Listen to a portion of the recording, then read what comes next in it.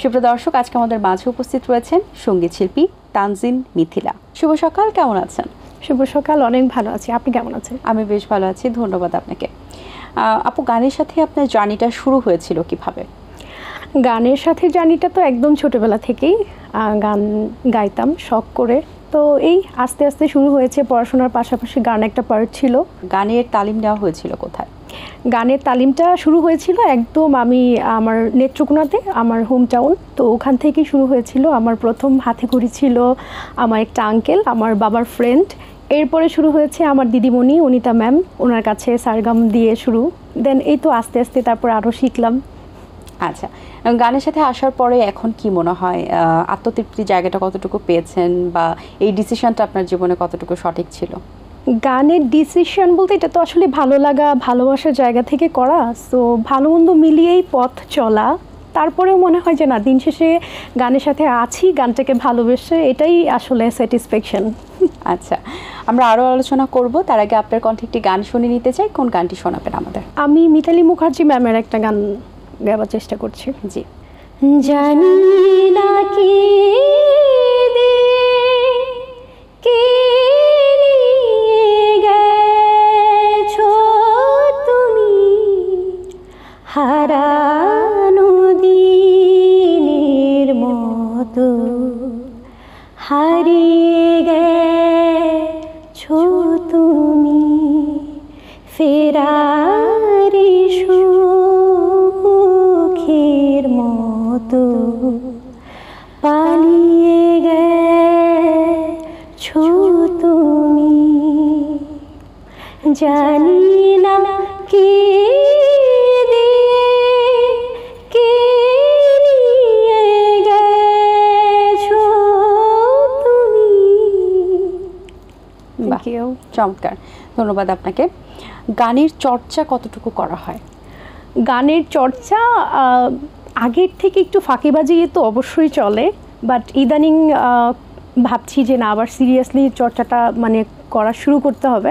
কারণ গানের চর্চা ছাড়া তো আসলে গানটা সুন্দর করে কন্টিনিউ করা সম্ভব না। রাইট। এখন পর্যন্ত কি মৌলি গান রিলিজ হয়েছে কিনা, কয়টা হয়েছে? আমার গুণা হয়নি আসলে, তারপরে হবে 25-30টার মতো। আচ্ছা, ম্যাক্সিমাম গান কি কি ধরনের ছিল?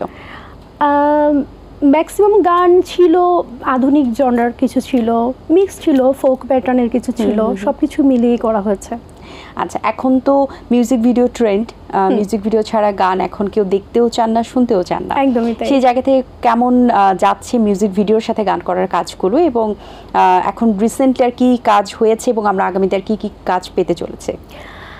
রিসেন্টলি আমার এবার ঈদে চাঁদ রাতে একটা গান রিলিজ হয়েছে।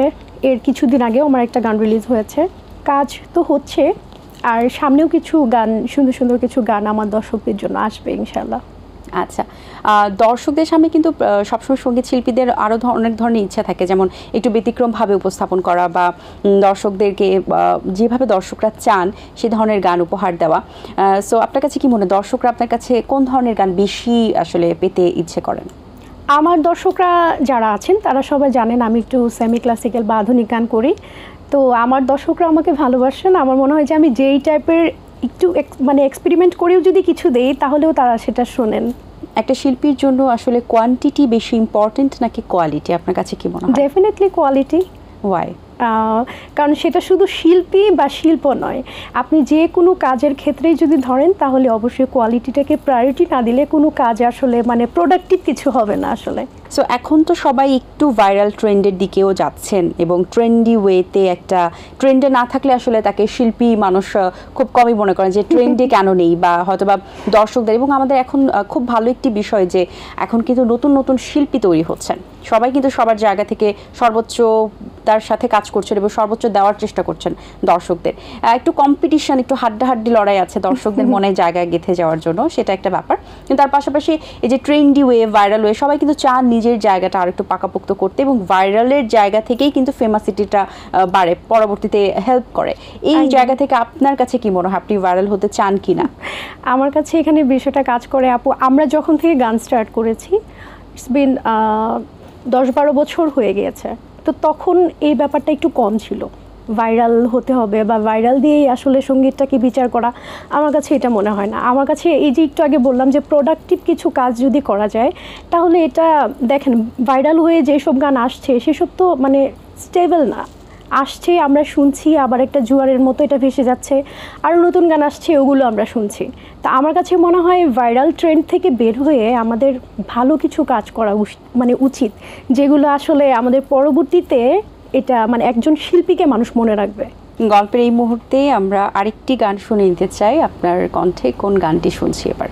এইবার আমি যে গানটি করছি এটা হচ্ছে আমি রাজীব ভাই, আমাদের মিজান রাজীব ভাই, ক্লোজ আপের রাজীব ভাইয়ের সাথে আমার করা হয়েছিল 2015-16 সালে।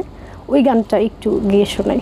যে আজ আকাশে অনেক মেঘ, তুমি কাঁদিলে তাই, আজ বাতাস এলোমেলো, তোমার ছোঁয়া নাই, তুমি হাসলে মনে হয় পৃথিবীটা আলোময়, তুমি হাসলে মনে হয় পৃথিবীটা আলোময়, তুমি না থাকলে লাগে অসহায়,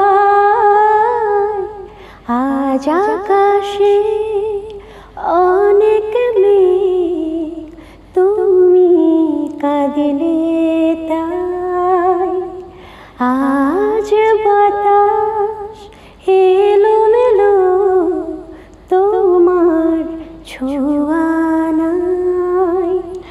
দারুণ, অসংখ্য ধন্যবাদ আপনাকে। সুন্দর একটি গান।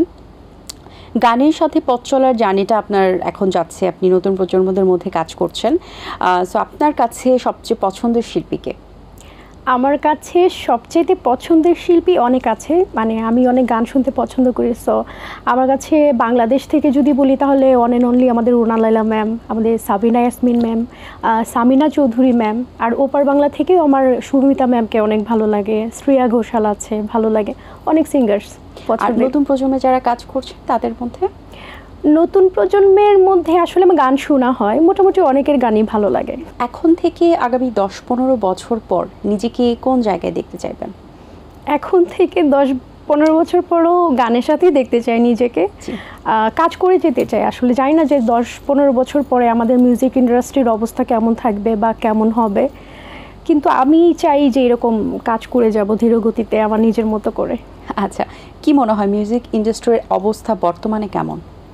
বর্তমানে আসলে যেরকম হয় যে দেখেন, আমরা আগে যেগুলো আমরা শুনে এসেছি, আমরা এই যে সাবিনা ম্যাম যাদের আমি নাম বললাম, তারা কিন্তু একটা গান মানে করার পেছনে অনেক গল্প থাকতো, লিরিক্স বলেন, সুর বলেন, সব কিছুতে অনেক টাইম নিয়ে যত্ন করে একটা গান বানানো হতো। এখন যে গানগুলো আসছে তো জোয়ারের মতো, এই যে একটু আগে আপনি বললেন যে ভাইরাল হয়ে যারা মানে টিকে যাচ্ছে, অনেকেই টিকছে, অনেকে ভালোও করছে, কিন্তু এইভাবে যদি চলতে থাকে যে আমরা এইভাবে হুটহাট করে গান করে ফেলবো, বা আমাদের ভালো ভালো সিঙ্গার্স যারা আছে তারা যদি নিজেদেরকে ধরে না রাখে, তাহলে পরবর্তীতে তো আসলে সুন্দর একটা ইন্ডাস্ট্রি যেরকম আমাদের মানে পেছনে যদি প্রিভিয়াসলি চিন্তা করি ওরকম তো আসলে থাকবে না। আচ্ছা, এখন তো আমরা নতুন নতুন পুরোনো দিনের গানগুলো কিন্তু নতুনভাবে আবার ফেরত পাচ্ছি এবং রিমেক হচ্ছে, রিমিক্স হচ্ছে, প্লাস হচ্ছে ম্যাশআপ গানও কিন্তু রেডি হচ্ছে। সো পুরো ব্যাপারটা আপনি কেমন ভাবে দেখেন? না, ডেফিনেটলি কেউ যদি এইটার সুইংটা, এটার কথা সুর সুন্দর রেখে করতে পারে তাহলে তো ভালো, কারণ পুরোনো দিনের গানগুলোই কিন্তু আমরা গাচ্ছি, আমরা নতুন প্রজন্ম গাচ্ছে, আমাদের পরবর্তী প্রজন্ম যারা আসছে তারাও গাচ্ছে, এই গানগুলোই তো আসলে আমাদেরকে মানে বাঁচিয়ে রাখছি আমরা গিয়ে। সো আমার মনে হয় এটা যত্ন নিয়ে সুন্দর করে গাইলে ভালো। আর ম্যাশআপ ব্যাপারটা কিভাবে দেখছেন? ম্যাশআপ ব্যাপারটাও ভালো, কারণ আমাদের কিছু কিছু অডিয়েন্স আছে যারা এগুলো পছন্দ করছে, তাদের পছন্দের লিস্টেড কিছু গান একসাথে ম্যাশআপ করে যদি সুন্দরভাবে উপস্থাপনা করা হয় তাহলে নট ব্যাড, ভালো। এবং আরো একটা ব্যাপার কি, একটা প্রত্যেকটা গানের একটা হিট মোমেন্ট থাকে, আসলে সেটা দর্শকদের কাছে না দেওয়া পর্যন্ত কিন্তু শান্তি লাগে না, তাই না? তখন মনে হয় যে ম্যাশআপটা আসলে খুব হেল্প করে ছোট ছোট অংশ হিসেবে দর্শকদের কাছে এন্টারটেইনমেন্ট করা। আর একটা ব্যাপার যে এখন মানুষ সকলেই কিন্তু চান যে অল্প সময় বেশি এন্টারটেইন হতে, তারা আসলে ওই মানে অনেকক্ষণ ধরে ধৈর্য ধরে ওই ব্যাপারটা আসলে এখন একটু কম, মানুষের মধ্যে একদম অস্থিরতা একটু বেশি। জি, সো সকলে এন্টারটেইন হতে চান, এন্টারটেইন পেতে চান, সো আমরা আসলে সেই জায়গা থেকে চেষ্টা করি। সো আপনি স্টেজ পারফরমেন্সও করে থাকেন নিশ্চয়ই, কোনটা বেশি ভালো লাগে, ক্যামেরার সামনে নাকি স্টেজে? আমার কাছে দুটোই ভালো লাগে। আমার কাছে রেকর্ডিং যেরকম পছন্দের, স্টেজ তো অবশ্যই প্রত্যেকটা শিল্পীর জন্যই পছন্দের, কারণ আমরা দর্শকদেরকে সরাসরি কানেক্ট করতে পারি, দর্শকদের রিকোয়েস্টগুলো সরাসরি আমরা শুনতে পারি, এনজয় করা যায় অনেক মঞ্চে, সো ওইটা পছন্দের। আচ্ছা, এই যে আরেকটা ব্যাপার ঘটে যে আমরা যেহেতু এখন প্ল্যাটফর্ম অনেক তৈরি হয়ে গেছে, টিভি চ্যানেল ছাড়াও দেখা গেছে যে সোশ্যাল মিডিয়াতে অ্যাক্টিভিটিটা অনেক বেশি মানুষ নোটিস করে, কারণ এখন মানুষের হাতেই ফোন থাকে সর্বক্ষণ, সো তারা ফোনে স্ক্রোল করতে থাকে। সো ইউটিউবে থাকার কারণে প্রত্যেকেরই কিন্তু একটা নিজস্ব চ্যানেল তৈরি হয়েছে এবং তারা সেখানে আপলোড করছে। এবং আরও একটা ব্যাপার যে ভিউয়ের একটা ব্যাপার থাকে, আমরা ভিউ দেখতে পছন্দ করি, তো যার কারণে যেটা হয় সার্চ করলে কিন্তু সবচেয়ে ভিউ যেটা বেশি সেটাই সামনে চলে আসে, এবং অনেক সময় ভালো কোয়ালিটিফুল গান কিন্তু পিছনে চলে যায়, দর্শকের কাছে পর্যন্ত পৌঁছায় না। সেম যদি আমি চিন্তা করি যে ইন্টারন্যাশনাল ওয়েতে যারা আসলে গান সার্চ করছেন তারা কিন্তু সেই ভিউ বেশিটাই পাচ্ছেন, হয়তো পারে এটা নেগেটিভ, বাট তারা কিন্তু সেটাই দেখছেন, তারা সেটাই জাজ করছেন। এই যে নিচে পড়ে যাওয়া ভালো কোয়ালিটিফুল জিনিসটা ভিউয়ের কারণে, এই ব্যাপারটা আপনার কাছে কি মনে হয়? এটা আসলে কতটুকু সুফল বয়ে আনবে নাকি কুফল বয়ে আনবে, কি মনে হয়? এটা তো আসলে যদি চিন্তা করি তাহলে এটা দুঃখজনক, কারণ এই দিন শেষে তো আমরা এই যে ইন্ডাস্ট্রির কথা বললাম, আমাদের ইন্ডাস্ট্রি টিকেই তো থাকবে যদি আমরা প্রোডাক্টিভ কিছু মানুষের সামনে ইন্টারন্যাশনালি সবার সামনে তুলে ধরতে পারি, তাই না? সো এই জিনিসটা আমাদের যারা বড় বড় যারা আছেন মানুষ, যারা যেমন লাইক মিউজিক যারা করছেন, কম্পোজিশন করছেন, যারা সুরকার আছেন, যারা সিনিয়র আর্টিস্ট রয়েছেন, আমার মনে হয় তারা যদি এটাকে একটু মানে নজর দেন এই ব্যাপারটাতে, যে না এই ব্যাপারটা নিয়ে একটু কাজ করা উচিত, বা ভালো ভালো নতুন নতুন সিঙ্গারদেরকে দিয়ে সুন্দর সুন্দর কাজ করিয়ে এটা ব্যাপারটা একটু বুস্টিং করানো উচিত। সো এই ক্ষেত্রে হতে পারে অনেক কিছু হেল্প করতে পারে। প্রত্যেকেরই তো একটা আইকন থাকে, আবার নিজস্বতাও থাকে, সো সব কিছু মিলিয়ে একটা শিল্পীর কোন দিকটা আসলে বেশি ফলো করা উচিত, নিজস্বতা নাকি আইকন যিনি আছেন তাকে ফলো করে সেভাবে এগিয়ে যাওয়া? না, আইকন যিনি আছেন এটা তো প্রত্যেকটা শিল্পীর কাছে একজন স্পেশাল থাকবে যাকে ফলো করার যে বিষয়টা, তো আমি মনে করি যে না, নিজস্বতাটাকেই আসলে সামনে আনা উচিত, কারণ যারা আইকন আজ হয়েছেন তারাও কিন্তু নিজস্বতা দিয়েই আজকে এই জায়গায় এসছেন, দ্যাটস ওয়াই আমরা তাদেরকে ফলো করছি। তো আমাদেরকেও নিজেকে এভাবে প্রিপেয়ার করা উচিত যাতে আমরা পরবর্তীতে, আমি না হোক অন্যজন, তাদেরকে যেন মানুষ ফলো করে। রাইট, অসংখ্য ধন্যবাদ আপনাকে, খুব ভালো লেগেছে কথা বলে, ধন্যবাদ সুন্দর গান শোনানোর জন্য, অনেক শুভকামনা রইল, ভালো থাকবেন সবসময়। আপনিও অনেক ভালো থাকবেন। দর্শক, আশা করছি আজকের আয়োজন আপনাদের ভালো লেগেছে। আজ এই পর্যন্তই, আপনাদের সঙ্গে দেখা হবে আগামী পর্বে নতুন কারোর সঙ্গে। সেই পর্যন্ত ভালো থাকুন, সুস্থ থাকুন এবং এটিএন বাংলার সাথেই থাকুন। আল্লাহ হাফেজ। দিন আসে দিন যায়, সময়টা চলে যায়, তবু আছি এই বেশ ভালো। জীবনটা রঙময়, যেভাবেই হওয়া চাই, নয় কভু সাদা কালো। এই আশাতে স্বপ্ন ভাসে, সুখ হাসে চোখে মুখে, চায়ের চুমুকে।